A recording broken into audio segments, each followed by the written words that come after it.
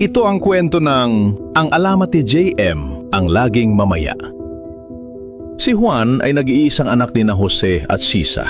Hindi man mayaman ang kanilang pamilya, sapat naman ang buhay nila dahil sa malawak nilang bukirin na puno ng prutas, gulay at mga alagang hayop. Pero kahit maayos ang buhay nila, si Juan laging relax lang. Mahilig siya magpahinga sa ilalim ng puno ng mangga, lalo na kung tag-init. Tuwing umaga, gigisingin siya ni Sisa para mag-almusal at pagkatapos ay tumulong sa gawaing bahay. Ngunit palagi niya lamang itong sinasagot ay, "Mamaya, inay!" Isang araw, habang nagpapahinga si Juan sa ilalim ng puno ng mangga, kumalamang kanyang tiyan sa gutom.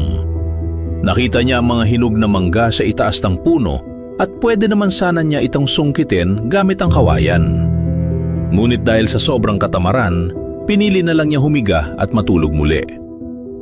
Makalipas ang ilang oras, tinawag siya ni Sisa para kumain habang mainit pang kanin.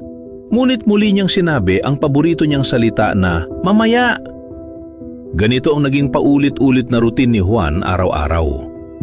Isang gabi, matapos maglaro ng saranggola sa bukid, sa sobrang pagod si Juan, kaya mahimbing siyang nakatulog. Nang siya ay magising, tahimik ang buong bahay. Tinawag niya siya na nanay at tatay, ngunit walang sumasagot. Habang lumilipas ang oras, lalo siyang nagugutom at natatakot dahil wala siyang makitang pagkain at wala rin taong tutulong sa kanya. Lumabas siya ng bahay upang maghanap ng nahulog na mangga, ngunit wala siyang nakita. Napilitan siya pumunta sa kanilang kapitbahay at nang makaawa ng pagkain. Ngunit ang sagot lamang sa kanya ay, "Mamaya!"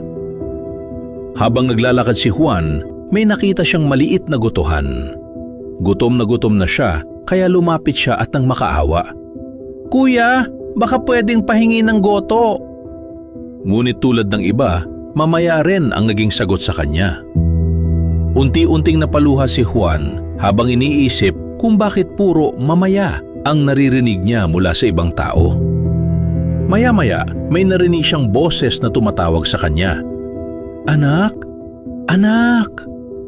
Bigla siyang nagising at nakita si nanay sa kanyang harapan. Agad niya itong niyakap at sinabi, "Sabay tayo mag-almusal, inay. Gusto ko kasama ka lagi. Huwag mo ko iiwan." Niyakap din siya ni Sisa habang nakaniti. Aral ng kwento na hindi dapat palaging ipinagpapabukas ang mga bagay na kaya namang gawin na yon. Madalas, hindi natin napapahalagahan ang ating pamilya at ang mga simpleng bagay habang nandyan pa sila. Natutunan ni Juan na mahalaga may alam sa buhay at pagpapahalaga sa pamilya dahil hindi habang buhay ay may taong laging mag-aalaga at maghihintay sa atin.